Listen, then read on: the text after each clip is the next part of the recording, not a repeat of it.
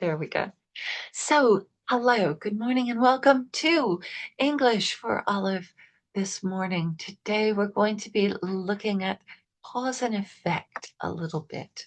We're going to look at some conditionals and then think about work up some ideas for a good paragraph. All right. So, thank you all for coming. Please feel free to ask questions at any time. All right. So there we are. There's the usual welcome screen. Patience and kindness, and we'll all get through. Okay. So we're going to do a bit of listening. We're going to practice a range of conditional language. We're going to plan a paragraph and think about what we would want in our opinion paragraph. So the first thing we're going to do today is look at conditionals. What are conditionals? So we use conditionals to talk about future situations.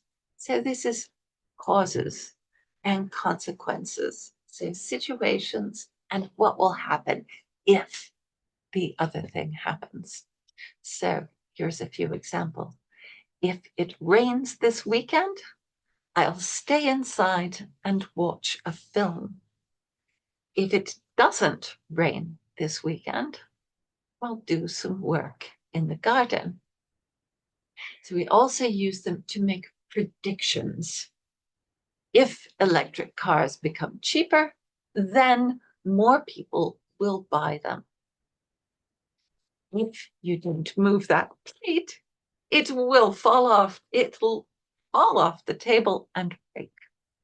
So consequences, situations, cause and effect. What will happen? If it rains this weekend, it will cause me to stay inside. If you don't move that plate, it will have the effect of falling off the table. All right. So the structure is pretty straightforward. We use the present simple in the first. If my train is cancelled, and then the result is will plus the base verb, the simple form of the verb. If my train is cancelled, I will cry. Oh, I don't know. I don't think I'll cry. I think I will. What would you do if your train is cancelled? I'll take the bus. So hopefully you can any questions on this structure for a conditional? Maybe easy, but let's make sure we're getting it all right. All right. So here's an example. We've got some sentences to complete. So you can add these in the chat and then we'll talk about them. So in the first example, our first verb is study and our second verb is feel. And to make the conditional, if I, and we use the present tense of the verb, so it doesn't have to change. If I study all evening, I'll, which is of course a contraction of, oops, there we go. There we go. I'll feel sleepy. Exactly. Very good. So what would we use for number one? How can you complete that one? Hello, if you leave, Mhm. if you leave,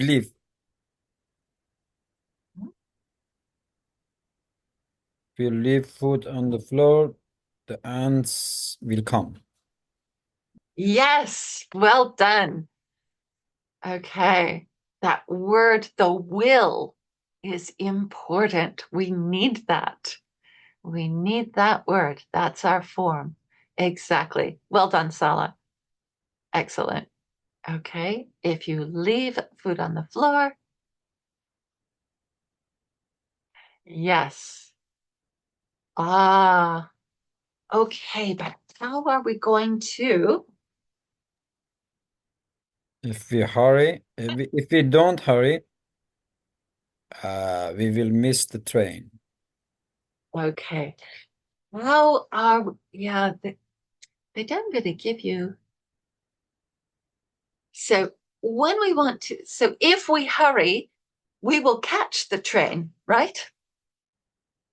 If we, how do you say the negative? We don't If, hurry. We don't hurry. yes, if we don't hurry, if we do not hurry, we will, oops, we, what? We, And this is where the will comes in. Yeah, we will we, not catch the train. very good. But like all of these other sentences coming in, these are excellent. If she does not eat now, she will be hungry. Oh, very good. And some of the others, if I routinely study all evening, I will understand the subject and feel happy. I like that. Very good. Well done, Mala. Okay. And yes, Sally, you've got it right. If she does not, Doesn't eat. yeah, She, doesn't eat she that, will be hungry. she will be hungry. Excellent. Well done. You got them all right. Very good. There's the answers. All right. So well done. I think we've got this done. Let's make one more. Let's try one more thing. So here's some questions. When you write a first conditional answer, Excuse me. what? We have also zero conditional. Yes, we do. Yeah. Yeah. And the second conditional and the third conditional. We can take a look at those as well. So, what will you do if it rains this weekend? Write a sentence.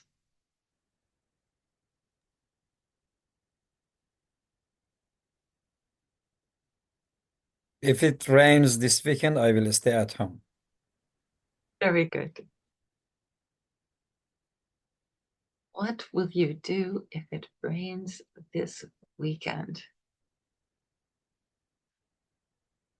Oh, write the whole sentence.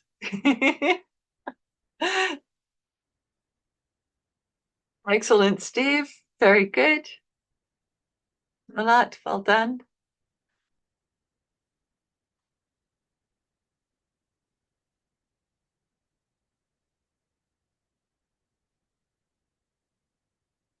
Very good. So, excellent. So, if it rains this weekend, I will read a book. Always like an excuse to not have to do anything else. What will you do if your friend calls you later? If my friend calls me later, I will stay calm and reply. Answer. I will not. Oh, goodness. What will you do if your friend calls you later? Oh, very good. You've written a nice one. I will answer if I'm free. Very good.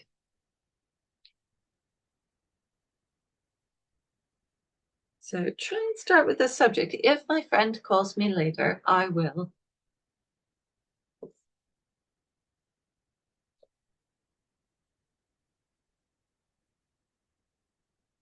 Hmm, very good. Well done, Lily.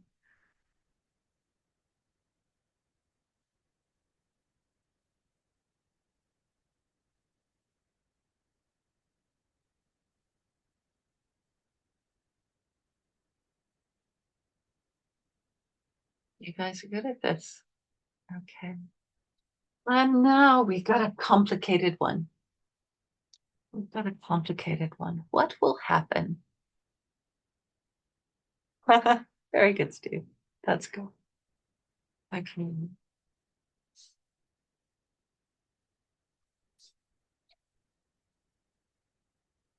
Okay.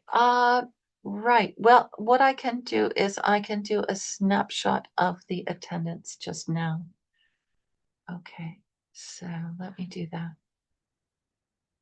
No problem. Oops. There we go.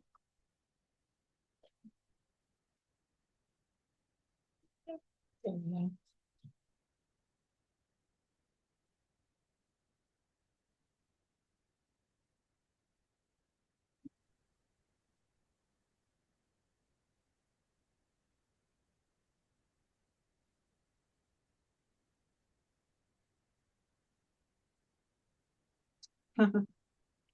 Got away.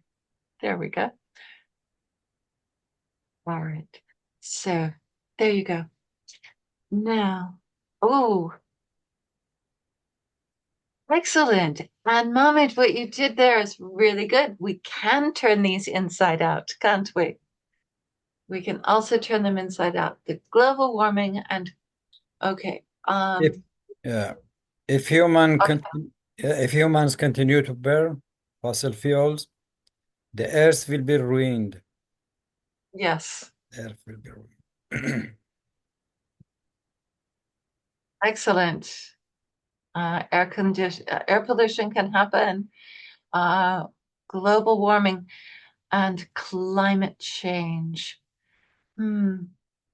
Will be increased if humans keep burning fossil fuels. Well done.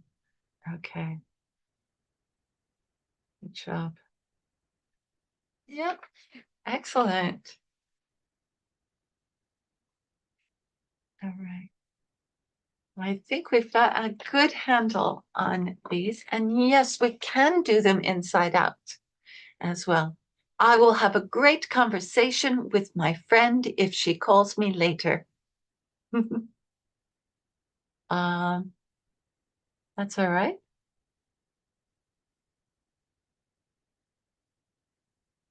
Yeah, no, it shouldn't be a problem. There we go. Right. Um,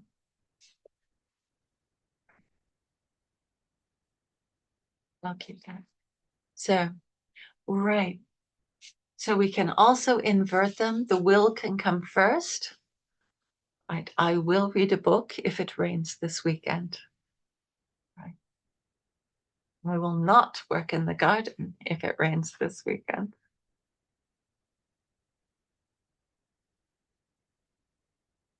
All right. So off we go. Okay. So let's listen to a few other. Shall we look? Actually, let me show you where I got this information. So that so I got this from this website. This is the BBC Learning English. Okay. And I can give you the link to this in the chat. There we go.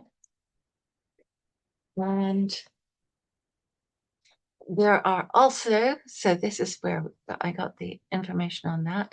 We can also look at the second conditional. This is when we talk about things that are not likely or are hypothetical. Do you know what's a hypothetical question?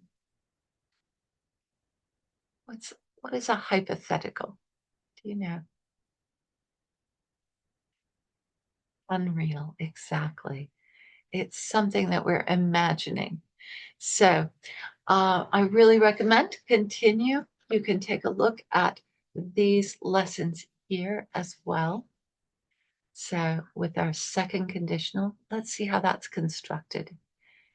Now we've got the past simple and would. Okay, so the past simple and would. Right. So I highly recommend that you spend some time on this site. There's so many wonderful aspects of English that you can study there. So, as if, yeah, you could call them as if, yeah. I wouldn't survive very long if I were alone on a desert island. See, they're really hypothetical. There's situation. Am I likely to be on a desert island? Not likely. So, it's a hypothetical situation or recommendation. If I were you, if I were, which I'm not, can't be, it's a hypothetical. If I were you, I would take an umbrella. It is England, after all. So, right. Well, so where I'd like to go now is another wonderful resource. Again, we have such a short time together. It's wonderful to have other resources to look at. Yeah, there we go. And here's another one from the BBC. I really do love the BBC website. It's excellent for listening and that. So, this is a series called The English We Speak. Can we call the cause and effect as if?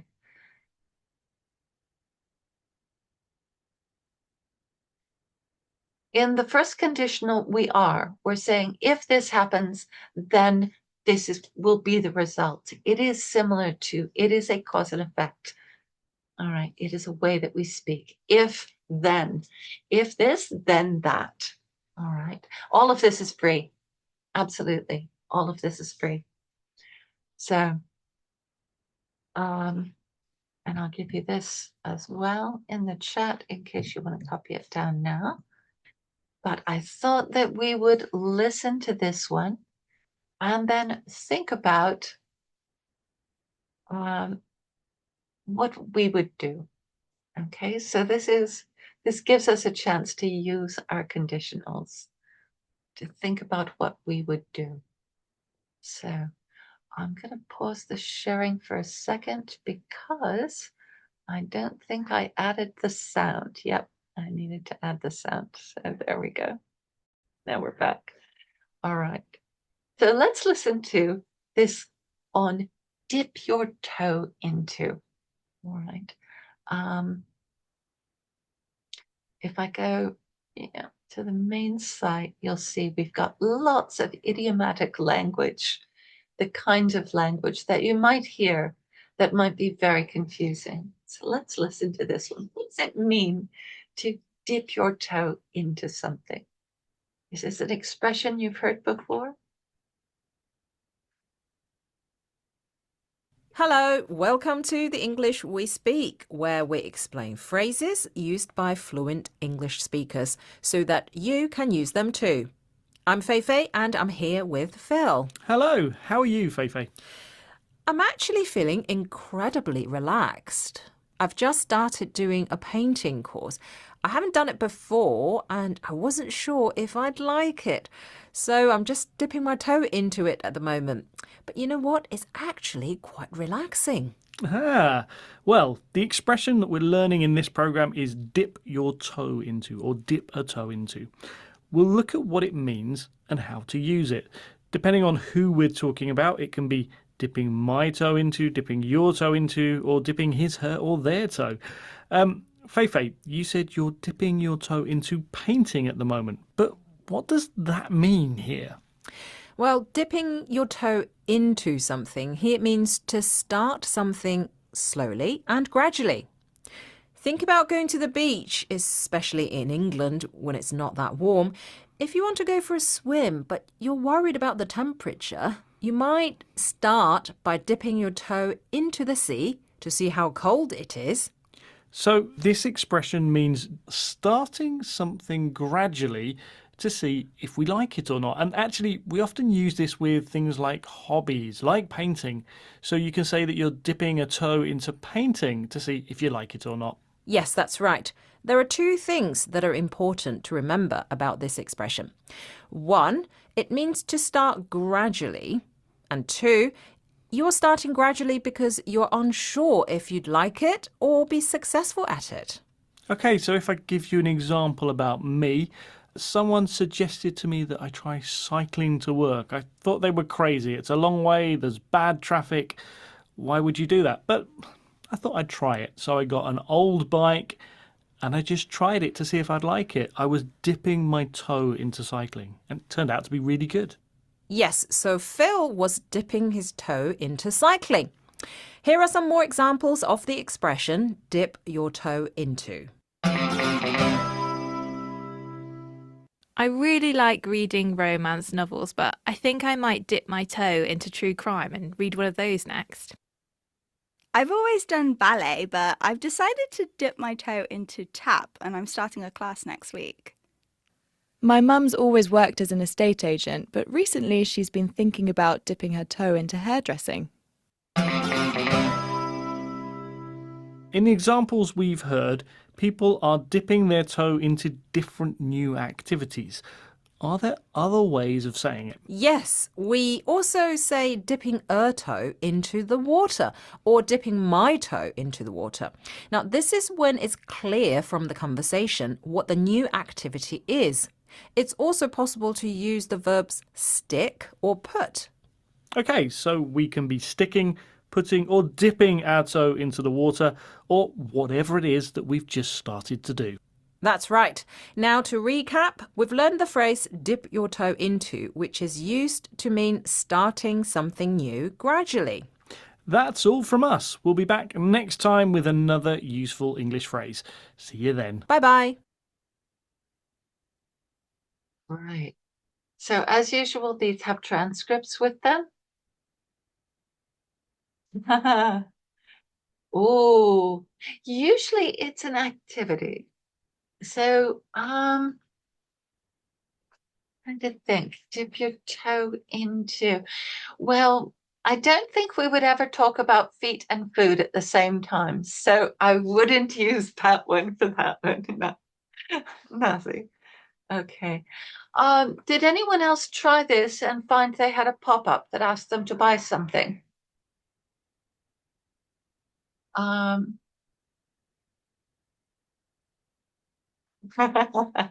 Exactly. To dip your toe into something is to try it without a huge commitment. Exactly. So,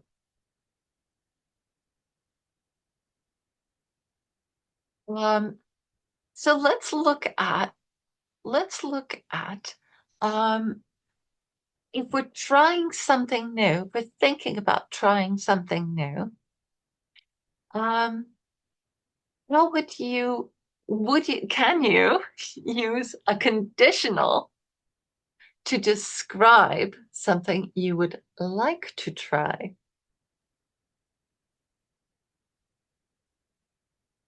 Perhaps there's something that you need in order to try it. So I think with food we would think about that.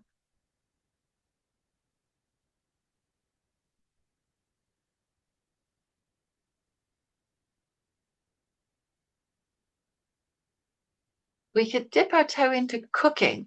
It's usually going to be more of an activity, like reading.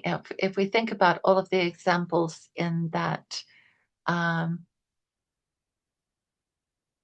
the examples were mostly actions, reading a particular kind of book, trying hairdressing. So they're all pretty much activities that we would dip our toe into. So, is there an activity that you would dip your toe into if you could? We can use the past with would or the present with will.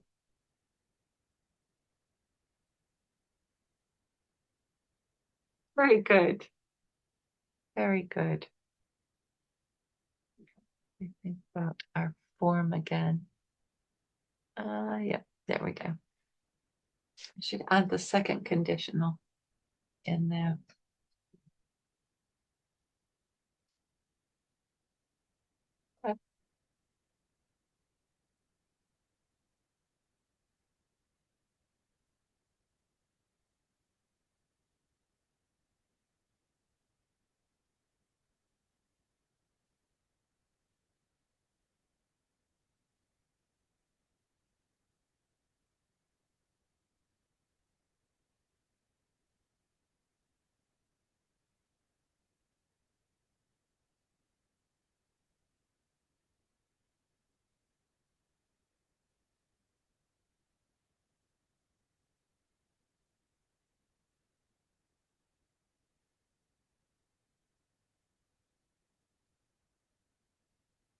Okay.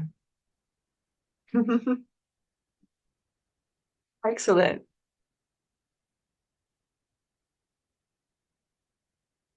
Very good. You could probably still dip your toe into IT by studying. There are lots of things online. There's a question. Has anyone ever heard of oh boy, now I forgot who it is. Never mind. If I remember it, I will tell you. There are lots of ways. Oh, Khan Academy. That's called the Khan Academy. And it started out on YouTube as a way for an uncle to teach his niece and nephew how to do basic math. And there's loads of things that you can study on there as well. So, excellent. Right. So, what I thought we'd do is think about things that we would like to try. And work our way towards a paragraph about it. So if we start with that, what more would you say?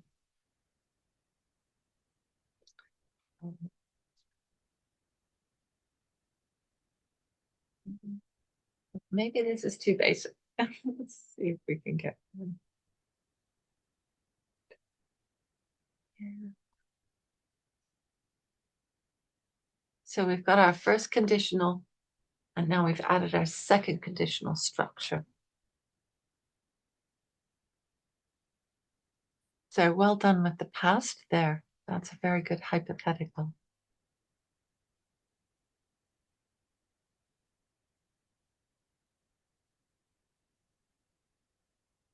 And also think about other hypotheticals.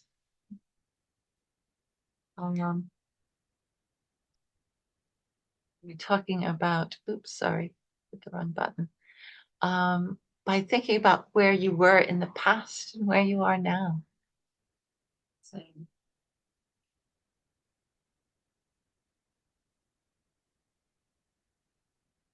if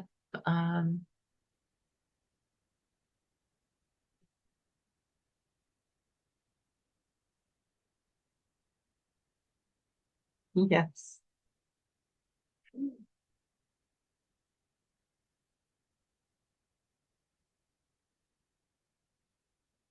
We could simply say if it rained.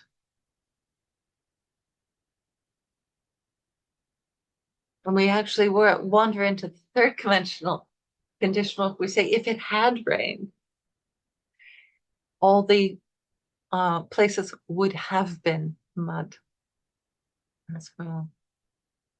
So we can go all the way back. They sort of build up as you go with the conditionals. So, all right, I think we've done enough on that. So let's look at a this or that kind of question. Because what I would like for us to do is build towards a opinion paragraph. Yes, I can understand that very well.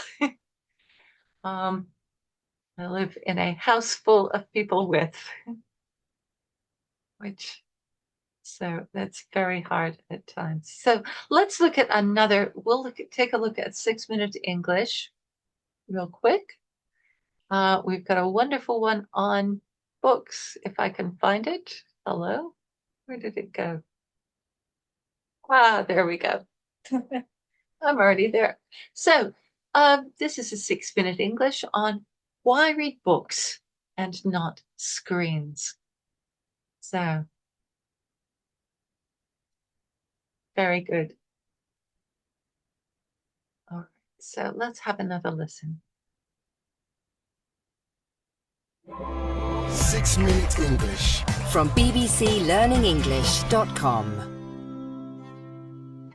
Hello, this is 6-minute English from BBC Learning English. I'm Phil. And I'm Georgie. For me, there's nothing like reading a book.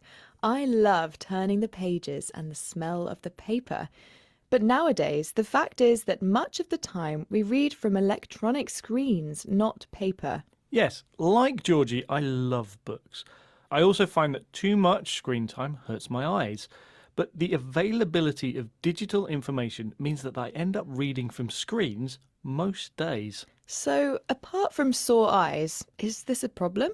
Is reading from screens harmless, or could it be damaging us in some way, such as reducing our attention span, the length of time that someone can keep concentrated on what they are doing? That's what we'll be discussing in this programme. And of course, we'll be learning some useful new vocabulary too. Great, but first, it's time for my question.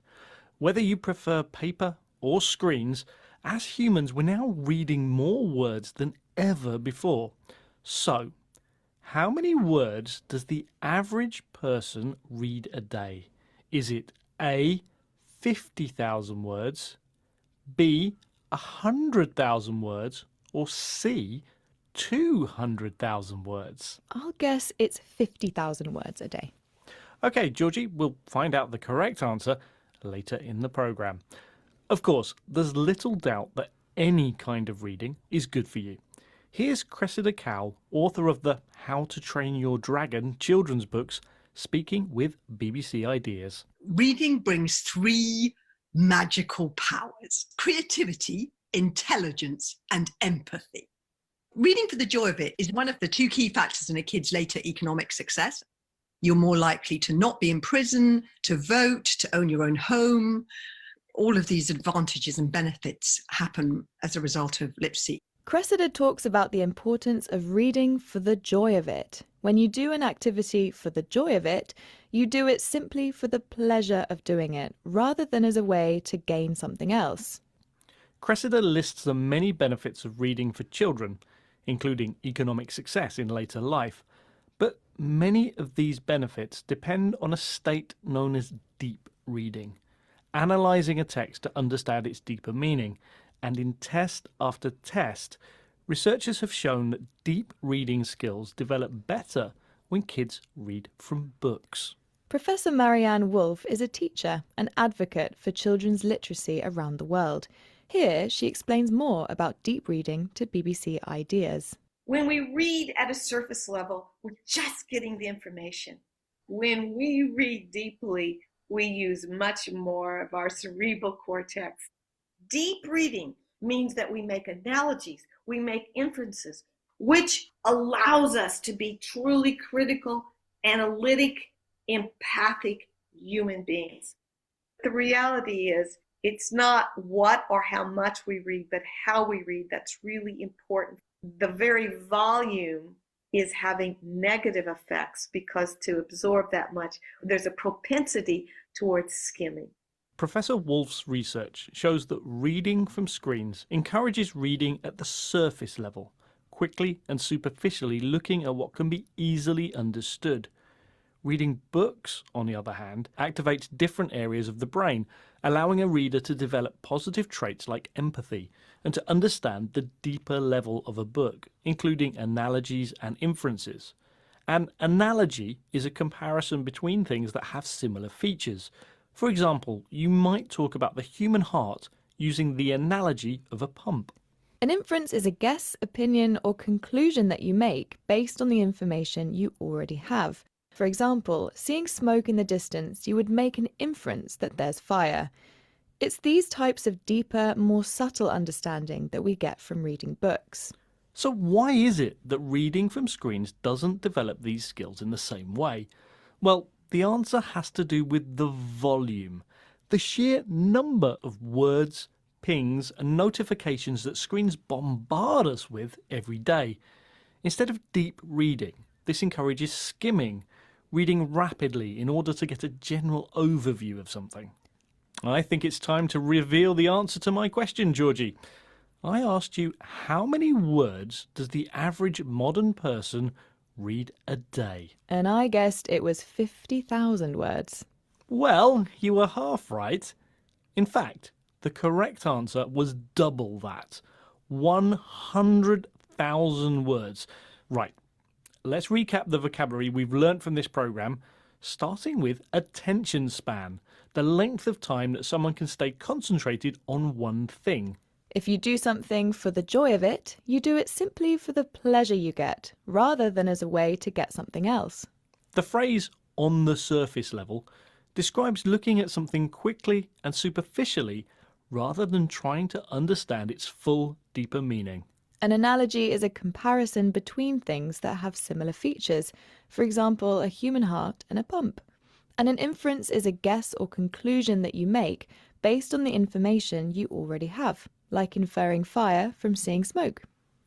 And finally, skimming is reading rapidly in order to get a general overview of the text being read. Once again, our 6 minutes are up. Goodbye for now. Bye! 6 Minute English from bbclearningenglish.com. Right. So what do you think? Right? Was there any part of that that you didn't understand? Right. So we've got the vocabulary here. Oops. Here. I'll scroll to the top of the vocabulary. With our attention spans, the joy of it. So, right. If you've got any questions, please. But let's think about things that we do for the joy of it. And what do you prefer? So we've got a couple of questions that we're talking about today. Would you dip your toe into something new? If so, what would it be? And do you prefer books or screens? Do you have a preference? What do you think? What do you think? So what I'd like to do is build up some ideas. When we want to write something, we need to think about what we want to write about and build up ideas. Maybe we don't know exactly what it's going to be about at the beginning, but as we put ideas out, we can build a topic. Right. So, do you prefer, can you answer each of these? What would you do if you could try something new? And do you prefer reading a book or reading from a screen? Maybe there's extra things about books or screens that supersede, that are more important than our preference. So what are the advantages? So we could start with, what are the advantages of books over screens? What are the advantages of screens over books? Why do you like them? Yes, okay. So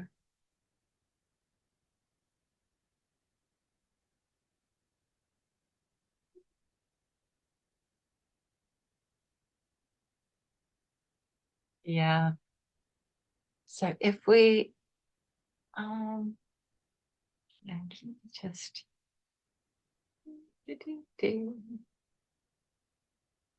I'm going to add a table real quick.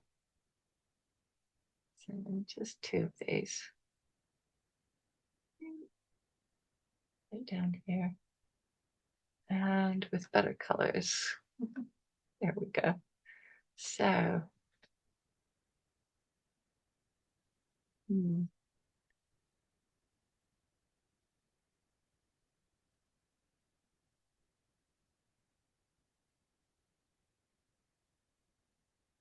oh, we've got books and screens. I'm going to change the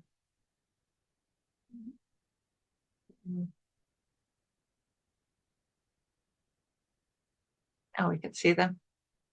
And so what do we think? What are the advantages? So, ooh,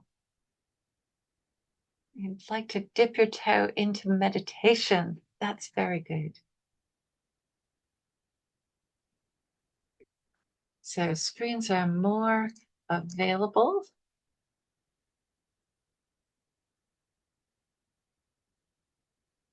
There we go.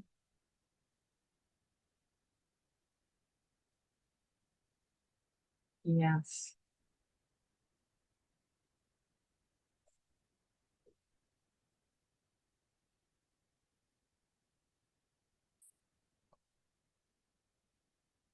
Excellent. Ooh, excellent. Uh,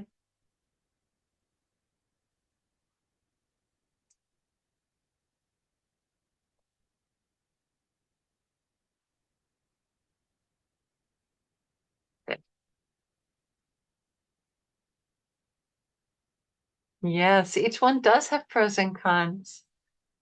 So, what are the pros? What do you like about books? So, screens are great because it means we can get any book we want in them that fast if we know how. You have to be tech savvy, don't you?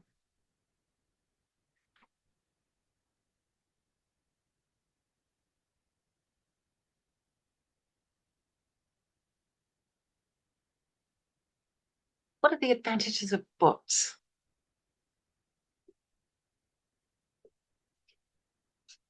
Yeah, that's right. Don't need data or Wi-Fi. Excellent. Better for your eyes. Exactly. Ooh.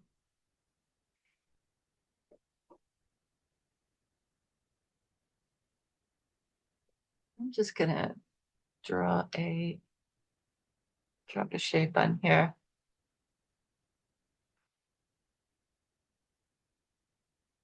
And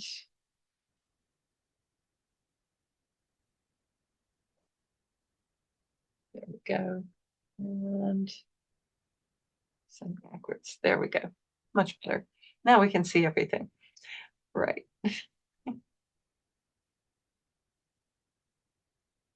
There we go. Better for your eyes. Don't need Wi-Fi. Ooh, less distraction. Yes, very important for those of us with ADHD.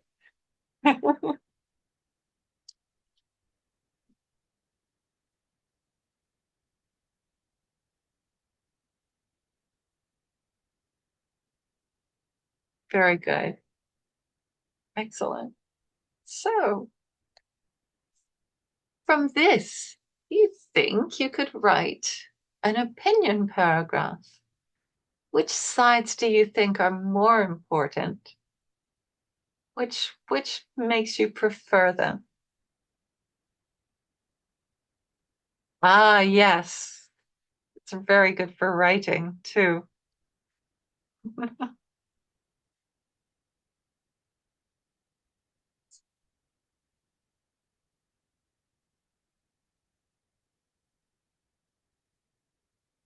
Very good. Ah, they are.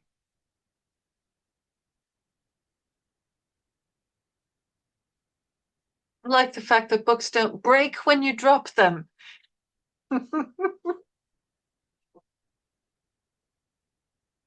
Very good.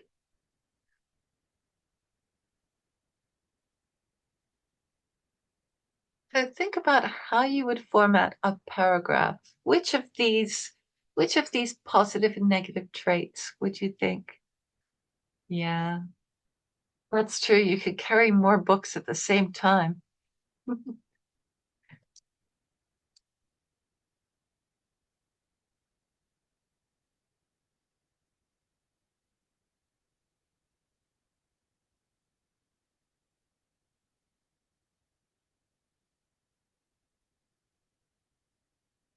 Unless, of course, you drop them.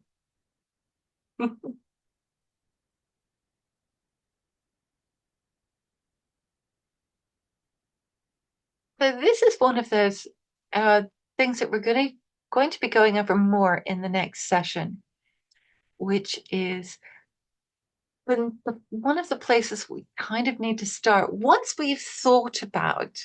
So this process here, we've looked at these ideas and we've thought about books. You can't read a book in the bath. Well, you have to be careful with reading either of these in the bath, because then you can, if you drop them, they get wet. Books are old-fashioned, that's true, but they can get damaged, and then so can screens. So what we've done is we've thought about this idea. We've put lots of ideas down. Now what we could do, if we want to write a paragraph, we need to decide which position we're going to take. Are you pro-book or pro-screen? Or perhaps you think there are specific uses for each of them. Oh, I don't know if books damage the infant. Do you think all the paper making is the problem? So decide which way, which of those possibilities. So we could be all pro one. So actually screens have taken the place of books and it's a good thing for these reasons. Or books will always be around because here are the things books can do that a screen never can. And I actually ran across, here's one of mine.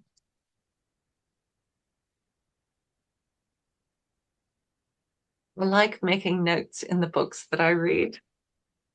I like actually buying old books that someone else has made notes in as well, because I like to see what they have thought about it. So there's something about that continuity that I really enjoy. So what would be the first sentence of your paragraph? Are you all book, all screen, or a little bit of both?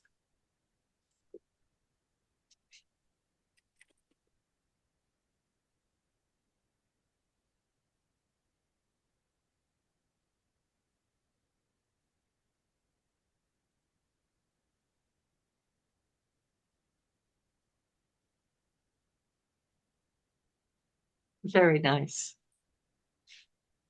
That's a good one. So what would your first sentence of your paragraph be? Tell us what your paragraph is going to be about. Because every paragraph has to have, and a paragraph, you remember, is a set of sentences. A set of sentences that expand on a single topic. So what would your opening sentence be?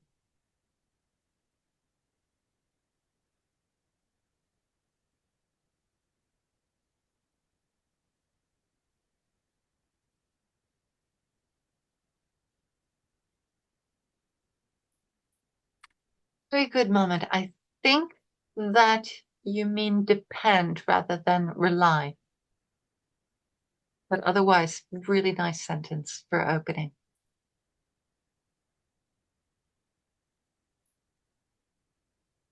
Excellent, Molat. Really good. Okay.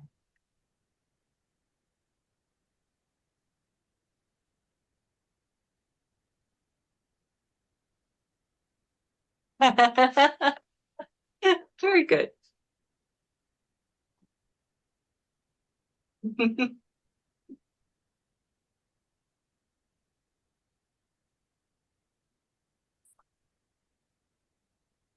Anyone else got a good starting line for their paragraph?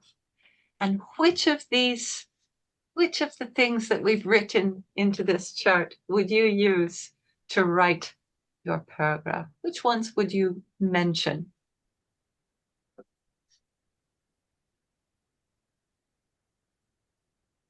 Excellent. And that's the process of writing for when we're doing nonfiction, when we're doing academic sort of writing. We need to get our ideas down, decide what our position is going to be, and then which details are going to support that position the best. Okay, so I would say, although I prefer books overall, their screens also have their uses. That way you know that going through, it's going to be my preference that I'm talking about. And sorry about the music in the background. I'm not sure. For some reasons, my phone went off. However, let's take a break. So from this, what I'd love for you to do is to write a paragraph. All right. So write a paragraph. And if you've still got the link, post it on the storyboard, please. Okay. So write a paragraph, books or screens, and post it on the storyboard Padlet page. And tell you what, let me see if I can find that for you. Should be, yep, right there. So there's our storyboard. We've had lots of wonderful stories in there. I'm going to copy that and pop it in here again, so you can grab that. Excellent. And otherwise, we're going to take a break and come back for the IELTS portion of our show here today. All right. So you will, of course, get all of these slides with all of our notes in the PDF form in your email. Question. I'm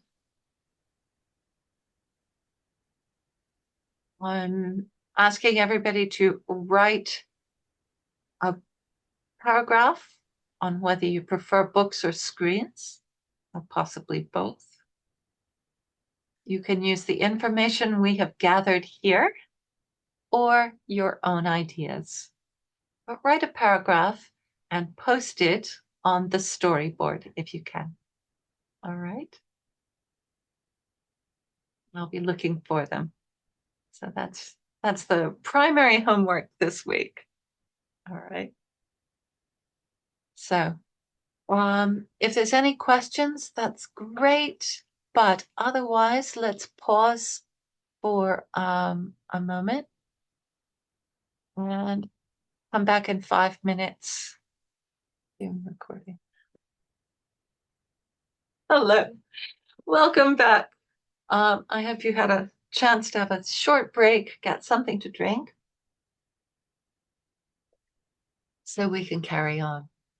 Excellent. So, right, here we are at lesson 7, and now is the time to start looking at writing task 2. So, who can tell me what writing task 2? Do you remember what is writing task 2? Task 1 is looking at data.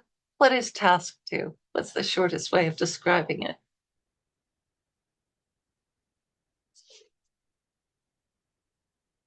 Do you know how many words you have to write?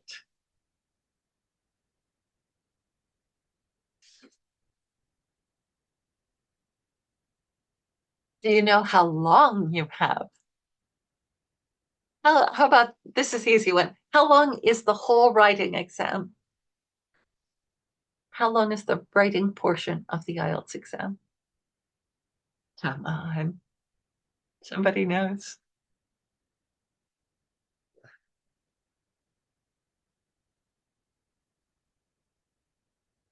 Yay. No, not quite. Oh, I wish it were 90 minutes. Oh, if only, if only, if only. 30 minutes for the first one, 60 minutes for the second essay. Oh, that would be fantastic. What is it, though? Who's got the right number? All right. Yep, that's right, Salah. It's 60 minutes for the whole exam, the whole writing exam. So, how long do you have to write the first essay, the data one? 20 minutes. Excellent. And so, how much time have we got? We've just done that. We looked at our data last week and the week before. We've worked on how to understand the data, the language to use to express it. So we've written our 20-minute data explanation. How much time do we have left for our second task?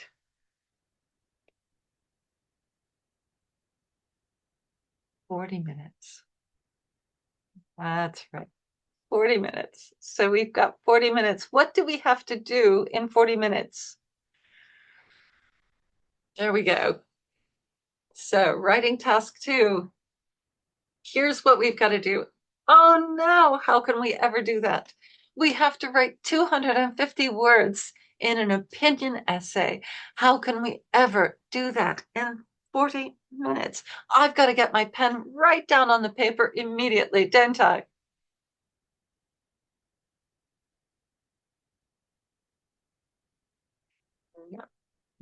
Thank you, Salah. Thank you.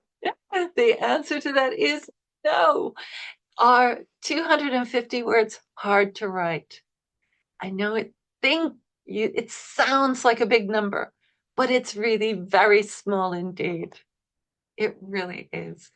So what we need to have are enough ideas so that we can write it.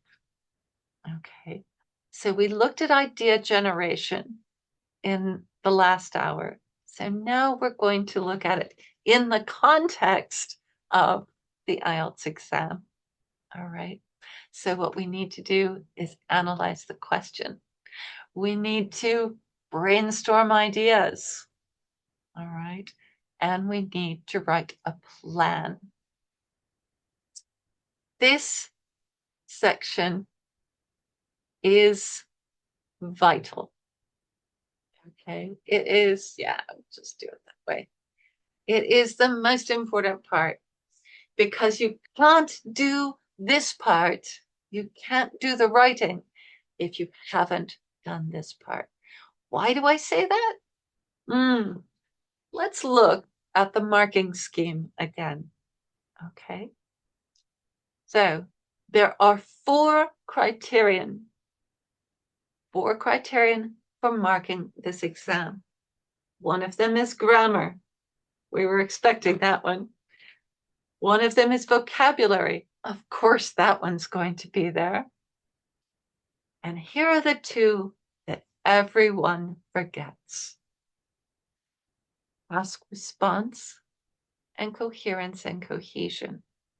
Now,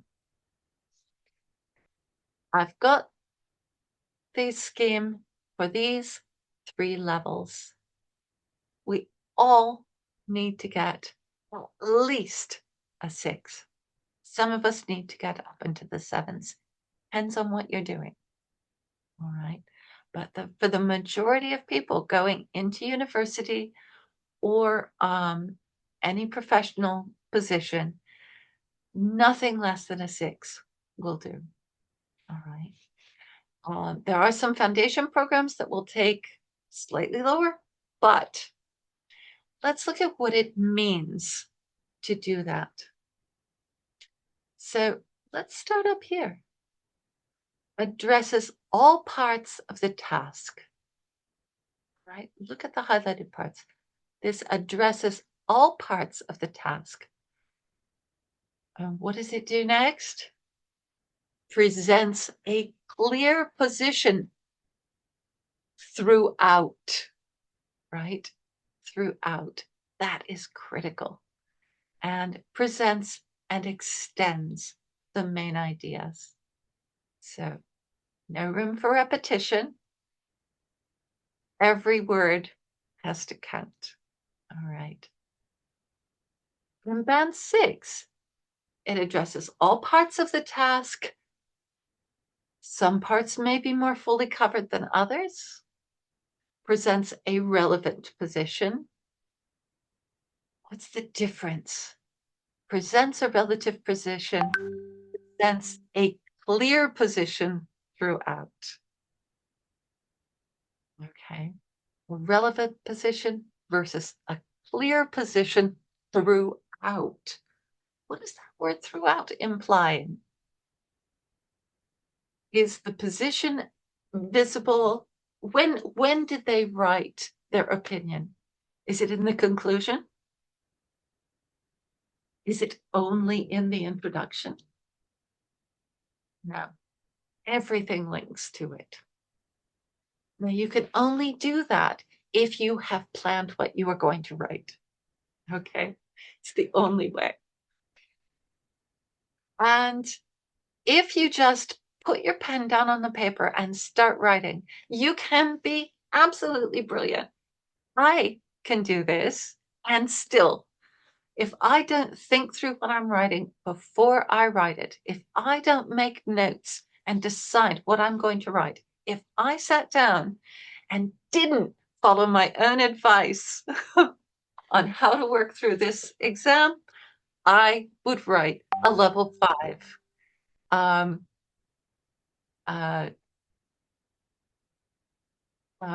sorry, a band 5 essay. It's inevitable. You repeat yourself, you don't present things completely, you may not cover the whole question. There's not a development, your opinion isn't clear. All right.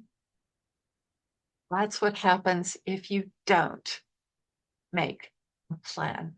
If you don't spend those first 5 minutes putting your ideas down so you know what you're going to write about, making sure that you know what order you're going to put things in, you will get a 5, maybe a 5.5.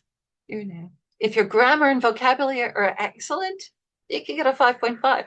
But if you don't write a plan, you are stuck down here for task response and coherence and cohesion. What does it say in coherence and cohesion? What's that first word highlighted down here? Organization. All right. So when we were getting ideas about books versus screens, I put it into 2 columns. I organized the information. All right. So band 6 arranges information and ideas coherently, and there's a clear overall progression. That's it. Okay. That's the break. So if you just try and write every idea that comes into your head, you're down here at level 5. All right. And like I said, I would write a band 5 essay if I didn't plan it first for these reasons. So I've done this a lot. We talk about this, we go through the practice of it, and people will hand me essays that I can see in like that. Did they write a plan or didn't they? It's obvious, it's clear. Even I can't do it without writing a plan. So let's start looking at our analysis. We're going to do, so as obviously up here, once you've got some organization, once you've organized it, you have the ability to arrange it intelligently. Like maybe if you're doing comparison of books and screens, you say in the book paragraph, you put in positives and then followed by the negatives, and you follow the same structure for the screen paragraph, positives and negatives. So that kind of coherence, so that the reader knows what to expect because you've organized it logically. And then when you get to band 7, it's showing a clear progression and using all of those cohesive devices to get there. All right, enough of that. We know why. Let's get on to the how. All right. But I really wanted you to see this is why the planning is so vital. All right. So here's a question. This is the one we're going to be spending most of our time on. And here's our first step. We need to know what the question is. So what are the parts of this question? We have the rising cost and decreasing supply of fossil fuels such as oil and gas, along with environmental concerns, means that their continued use as our main source of energy is impractical and alternative sources must be found. Wow, that's a long sentence. Most of it is background information. Okay, so this is predominantly, this is the conditions under which the question, that the question is assuming. All right, so this is, is there a question in there at all in this section? It's lots of detail. There's lots of information we're going to be interested in. This is all background. Have we gotten to the question yet? So where's that question? The only realistic alternative is nuclear energy. Okay, that's a bold statement. All right, so there's our statement. Where's the question?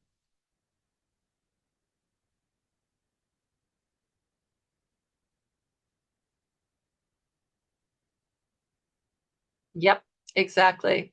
To what extent do you agree or disagree? There's our question. Our question is, do we agree with that statement? And if so, to what extent? So do we agree with it fully, disagree with it completely? All right, it's looking at a relative term. So let's look at exciting words that we're going to be focusing on. What extent? So do they want you to just say, I agree? No, they want you to say how much and in what way do you agree or disagree? How much or in what way? Now, how about this statement that we're being asked to agree or disagree with? All right. What are the key words? What are the words that we're going to focus on that tell us what to focus on? What nuclear energy is our subject, right? But what is an important word? We're just looking at this statement. Yeah, you're definitely looking for alternatives because we've said that fossil fuels are unsustainable. All right.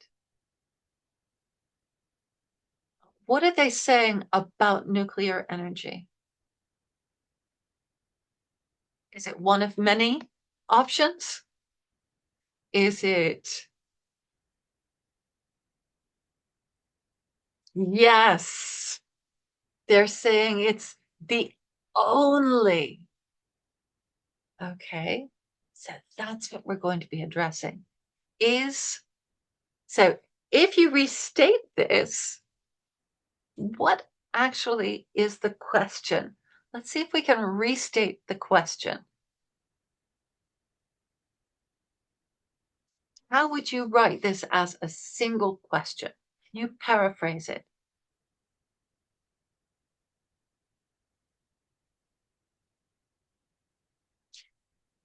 I will start you out with 2 words. We'll see what happens. Okay.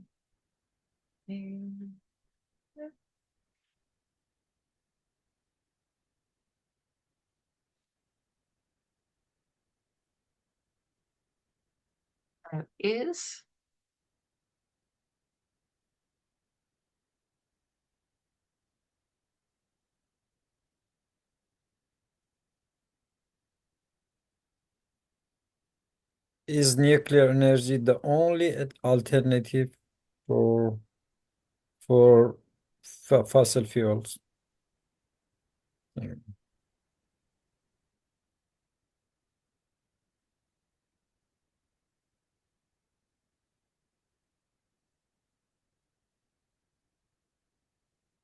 excellent. Excellent. There we go. And what do we mean by realistic? What do you think realistic means? Really good. There we go. We've paraphrased it into a real question. Practical. Yeah. So looking at the word realistic, what can it mean?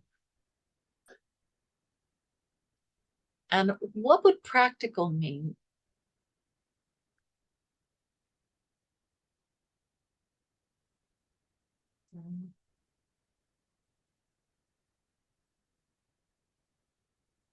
Realistic is an important word there.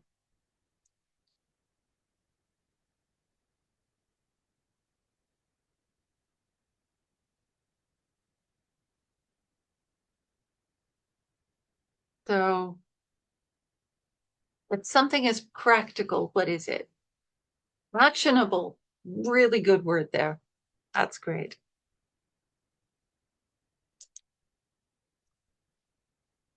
It means something that can actually be done. Practical means something you can achieve. It's achievable, it's usable, it will work. Something that will work.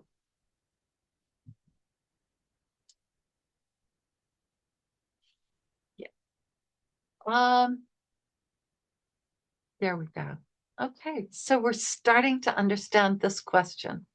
We've got lots of them. Yes, I agree with your underlining up here. We've got lots of important things.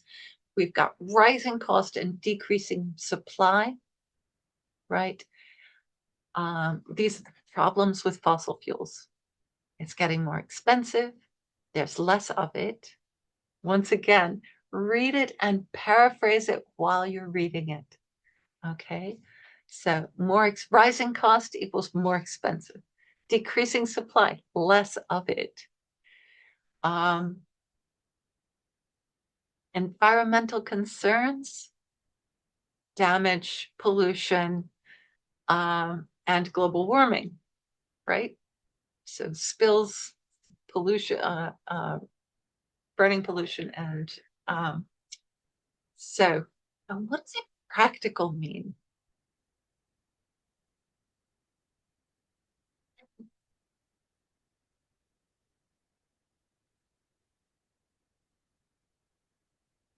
It means it causes more harm than good. It's not a benefit, not beneficial. All right. So let's carry on.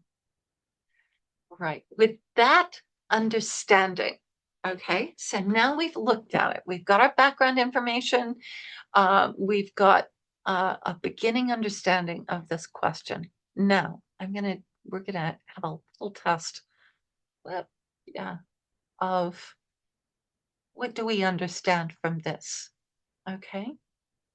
So I've got a little true false quiz here. Is that the right? There we go. Oh, there we go. Right, so here's a little true false quiz. Okay, I'm gonna bring this down just a bit so you can see it better, hopefully. All right. Tell me if that helps, if you can read it. So, which of these are true or false? Okay, which of these are true or false? Okay. Does it ask, does the question, are we asked to answer whether or not?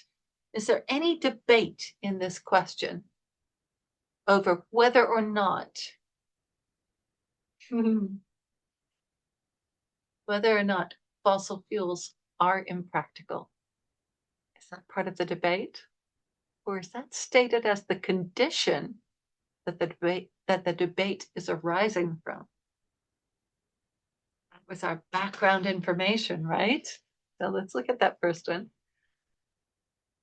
Was that part of the question, or was that stated as fact? Yeah. Okay, so let's look at that. The question asks whether or not, and you can put true or false 1 and 2 in the chat as well. No, it's not. It's the question doesn't ask whether or not. No, it does not. No, it does not. It reaches to a conclusion that it's impractical. Yes, it starts with that conclusion. Question is, what is the alternative? Right. Is the only alternative nuclear, the only practical or realistic alternative nuclear? That's the question. Okay. What do you think?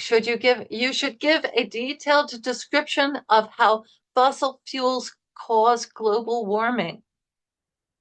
Is that what your essay should be about? No. No, exactly. How about the next one?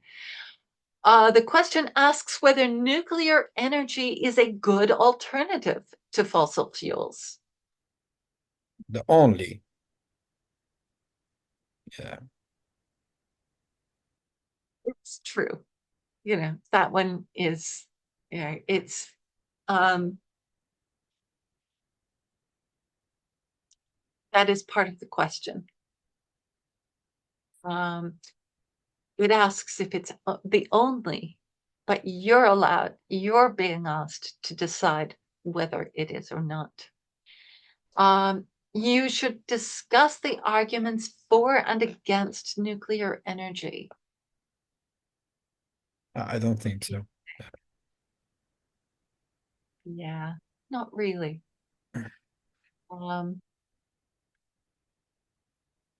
There, yeah, the only reasonable, actually, yeah, not as the main focus of the, maybe a sentence or two, but not the main focus of the question of your essay. You should discuss arguments for and against fossil fuels. It's about, yeah. Yeah. No, not at all. Not at all. You should mention other alternative energy resources. What do you think? Yes. The topic is about. Sorry. Exactly. You should give detailed historical accounts of nuclear disasters. Should you spend most? No. Okay. Should you only mention your opinions?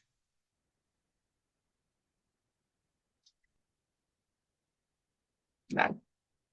Okay. Should you express your own opinions but show awareness of others?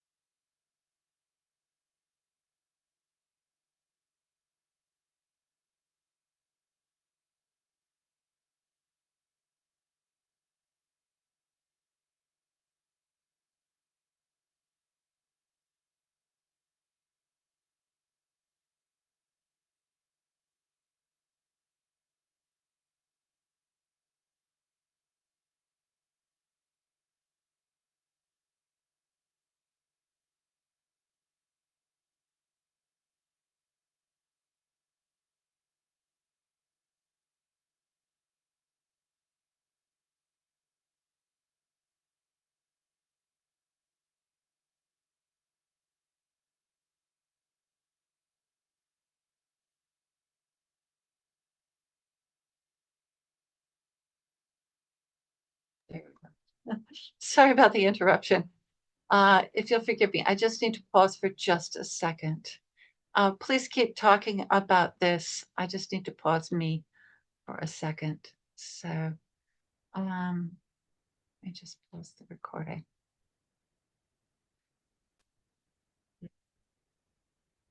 So now we're back. Very good. All right. So we're staying focused on the questions. We know which ones we choose and which ones we don't. I'll double check that and make sure I've got the answers at the end as well. So there we are. Actually, I want to look at this instead. So we've got our background information. This is not debatable. So anything in yellow, that's our information that we're working from. It's not part of the debate. And I'm really sorry, I'm going to have to pause this for a second.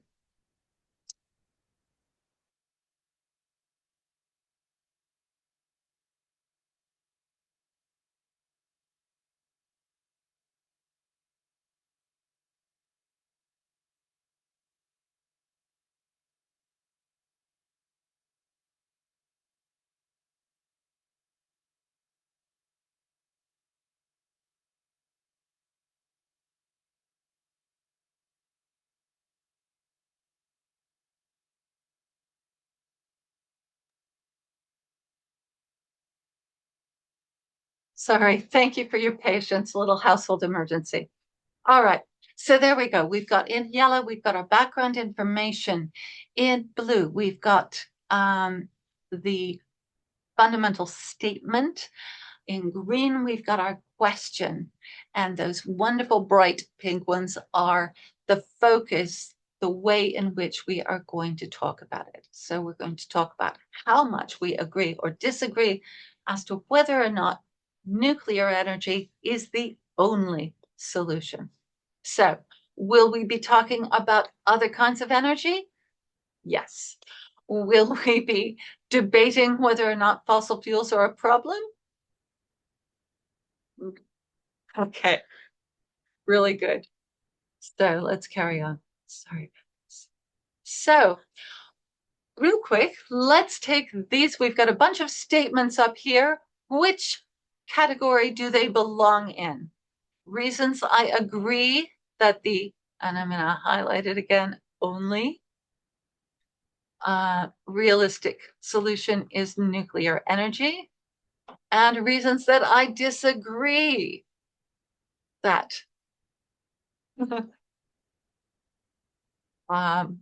nuclear energy is the only. So which of these statements belongs where? Oh, and pull your, use your annotate again and draw some lines. Where does A belong? There are other alternatives to fossil fuels, such as wind and solar power, which pose fewer risks.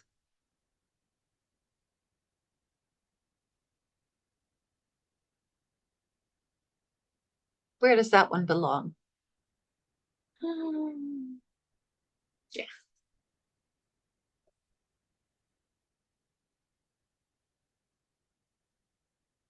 Yes.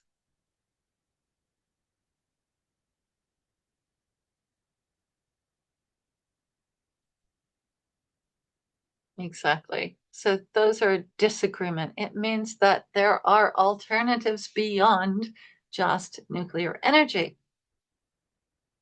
Well, about modern nuclear power stations are designed with many safety features.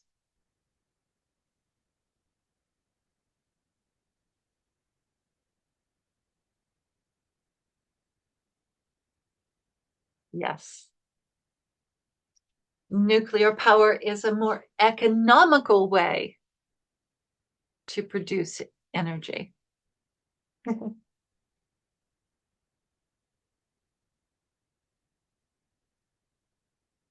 Really good, Milat. Yes, exactly. That's the direction we're going. Excellent. So we've got one statement that talks about the alternatives and three that support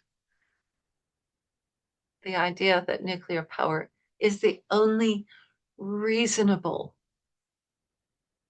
That's the thing.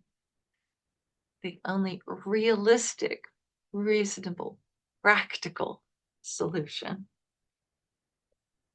So,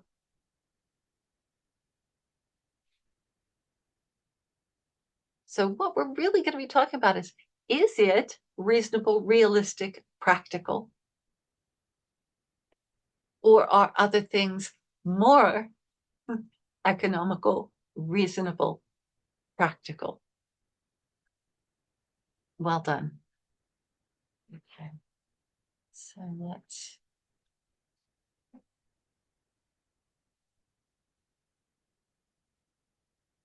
There we go. So here is a paragraph with some coherence words. So these are ways that we connect our information. We put it in an order. Remember, we're aiming for that logical progression. So how would we use these words to finish this paragraph?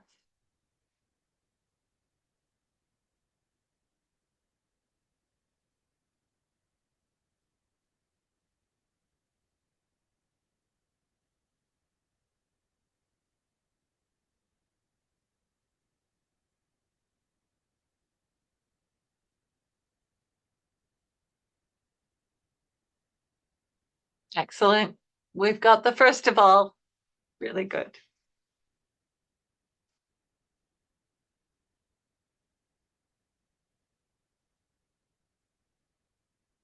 Secondly, excellent.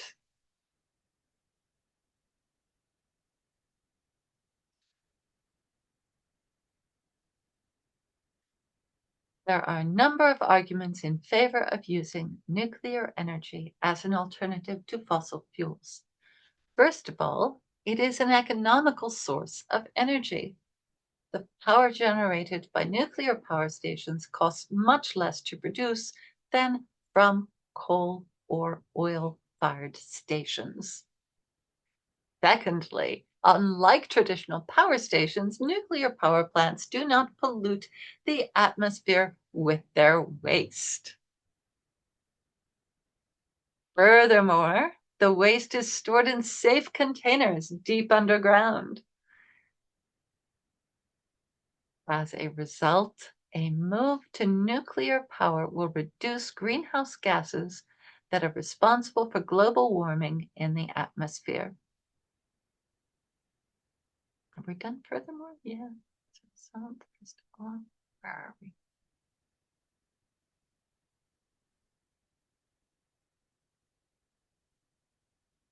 Instead, power stations have been shown to be safer places for people to work. Ooh. Ah, yes, I think we I should always review these beforehand, shouldn't I? Okay. And we've got, finally, nuclear power can supply all of our energy needs. Yeah. Very good.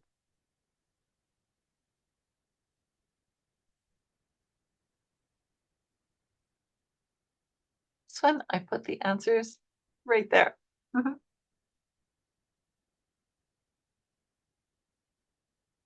Ooh.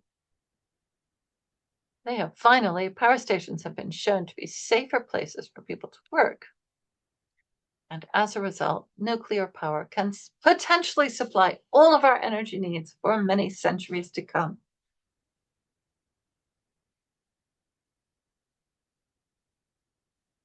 Okay. Well done. Good thinking, good logic on that. There are often more than one single answer correct on this, but it's getting you thinking about using those connecting devices. Do you see how it guides you through the argument? And that's that logic. That's that level 7 that we're looking for, that logical progression. Okay, so good job. All right. Right.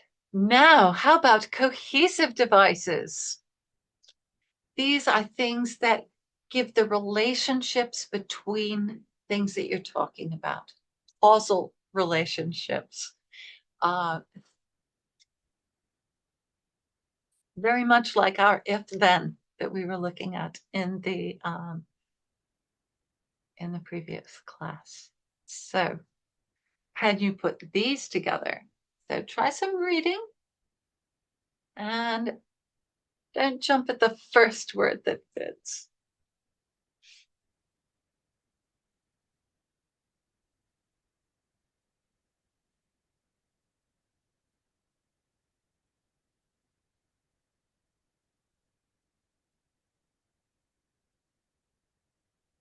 Okay.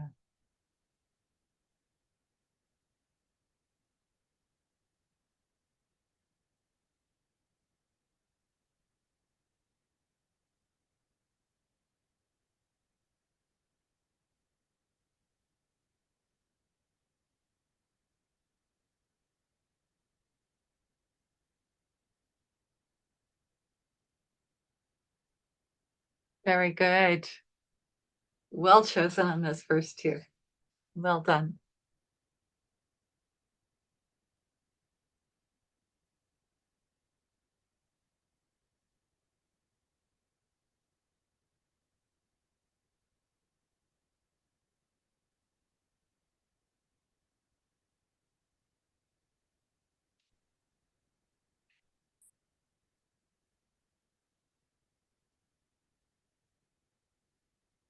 Claims made by those in favor of nuclear power do not stand up to close examination.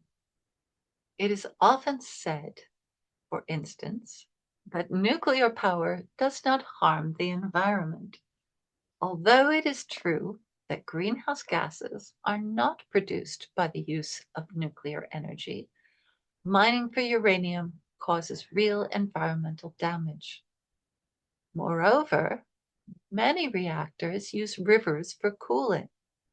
This raises temperatures in the river water, causing harm to life in and around those rivers. Beautifully done, folks.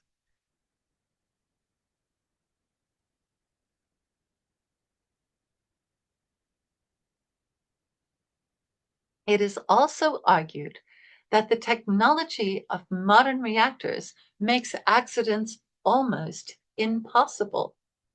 Despite these claims, accidents have happened, most famously at Chernobyl. No amount of technology can prevent human error, carelessness, or laziness. While these types of accidents are incredibly rare, their consequences have devastating, lifelong effects. Well done, everyone. Brilliant job. Really brilliant job. Yeah. There you go. And you see, although and while can be interchanged. Don't worry, Malka. Thank you. So, well done, everyone. Excellent job. So, there we are. I'm going to clear our notes because you did a great job on that. There we go. And there's your answers. So, next.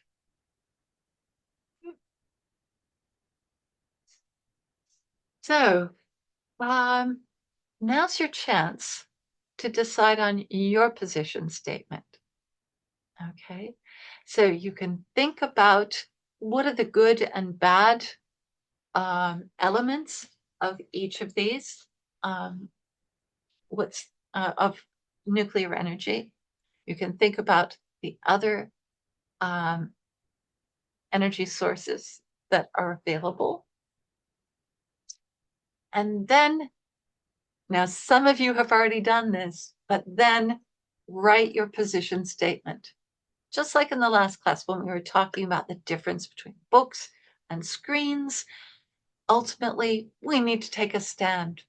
What is our position? What is our opinion? Do you think nuclear energy is the right way to go? Or do you think that some of the other alternatives are more realistic, so that one's not the only realistic possibility? So here is your starting point. Start with your position statement. So given this question, what would be your position statement?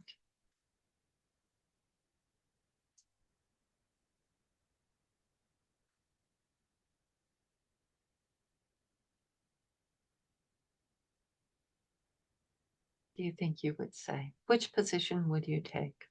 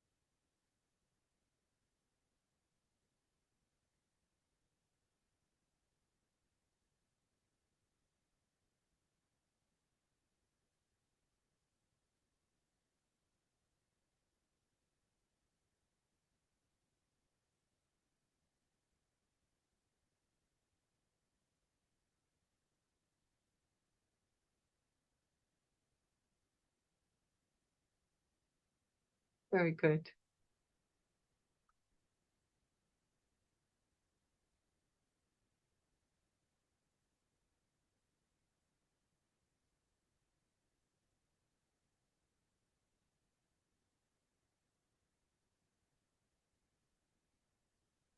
Okay, but that's really good, Malat, but it needs to also answer the question, which is, remember, it's a wonderful statement, but we've got to answer our question. Oops, there we go. Oh. Yeah, I know. Why doesn't it do that? There we go. Oh, it's supposed to be green. There we go. Is nuclear energy the only realistic alternative to fossil fuels? Remember, that's our main question. That's why this analysis is so important. All right. Absolutely, Millet. That should be in your introductory paragraph. In our introductory paragraph, we're going to paraphrase the question pretty much the way we have here.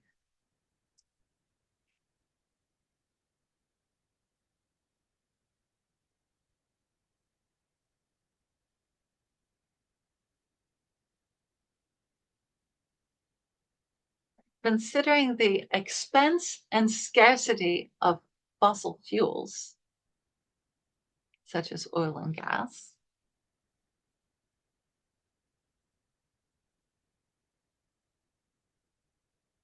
along with, yeah. So basically what we want to do is paraphrase this background information using as few of their words as possible. And then state our opinion. Now, you could easily say,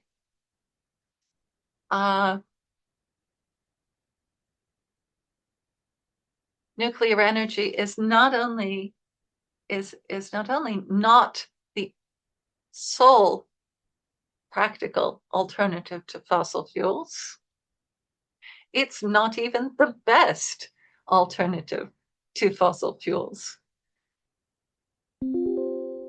These others are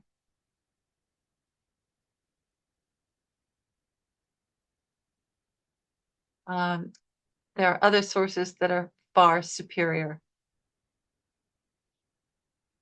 And they are also environmentally friendly. Excellent. So once again, we must address the main question, which is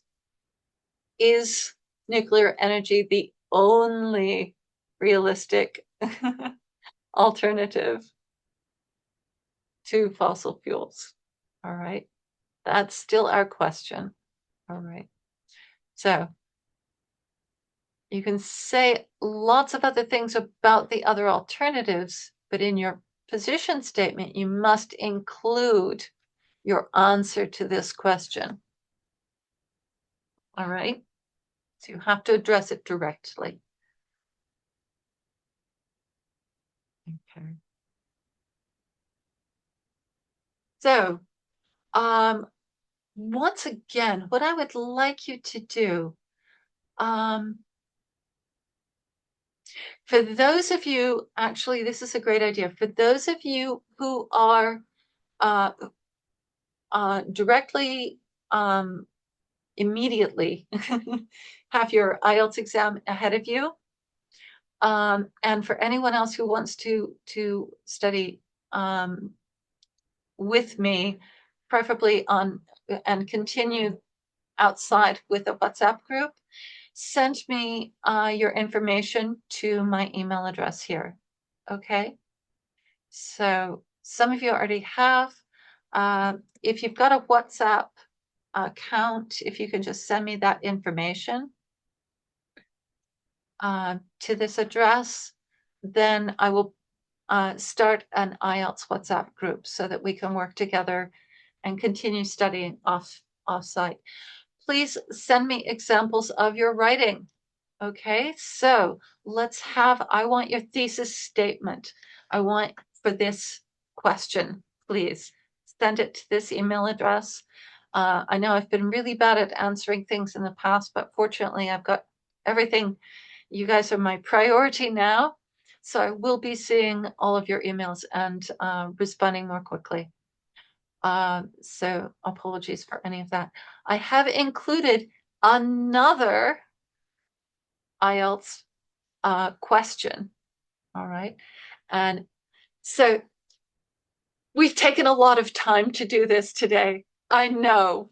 And you're thinking, my God, I can't do this in the exam. I have to get my pen down and start writing. What we're doing is learning a new skill. You're building a new muscle. We've got a race to run. Okay. Today, we're working on our sprint style. Does that mean we're going to be first off the block today? No. We've got techniques to learn. But if we practice these techniques between now and the exam, when you walk into the exam, you get into those blocks and you run. Okay? And the way that you get faster is by practicing. So take apart another question. There's another one in this PDF that'll be coming to you. Send me your WhatsApp if you want to join the IELTS WhatsApp group, and I will set that up. And yeah, let's get running. We've got lots of training to do. So let's build these skills, build these muscles so that we can sit down, look at that question and immediately go, okay, there's the background information. There's the key question. This is the position statement I need to make. These are all the ideas I have. No, what about solar? What about all of these other things? I'm going to write all of those ideas down. I'm going to say, 3 examples of why that's the wrong answer and mine is the right answer. 3 examples here, 3 examples there. Okay, this is the order I'm going to write it all in. I've got it written down on a piece of paper. I know what I'm going to do. Now, my position statement is going to be, this is what I do. This is what I'm going to do. Jane, sorry. Okay. I have a question. Yeah. The time is over. I have a question. And if we don't have enough knowledge about the mentioned topic, what we can, and we don't have any brainstorm. Okay. The questions should be general enough that it's not a problem. Okay. They are not looking for specialized vocabulary. They are looking for a general understanding of the word. If you send me your numbers to my email address, I will build the WhatsApp group. Okay? So just use the email address to send me your numbers. So why do you think I keep telling you guys to go to News and Levels and read about something you've never read before? Yes. Okay? So if you really do it, if you spend as much time as possible reading news sources, reading about new topics, when you do that, you get a basic grammar, a basic vocabulary for talking about that subject. So read about social problems, read about engineering problems. Oh, there was one about a bridge the other day that looked really interesting. And if you're interested in the article, if you're curious about it, the information will stick. Okay. And you will feel unafraid when you see the topic. All right. So thank you. That's why that breadth of reading is so important for this exam, because we can't study for this exam. There is no one book that's going to do it. Yes. We need to read and listen to as many different topics as possible so that we get this big, wide vocabulary. Yeah, massive. Very massive. You can do it. I know you can. Yeah. By the way, I'm using News and Levels for learning German now, and it's really helpful. So it really does work. And I'm learning French, yeah. Are you? Excellent. Yeah. Well, very challenging. Okay. All right. Well, thank you all so much for joining me today. Sorry about the interruptions. And I look forward to seeing you next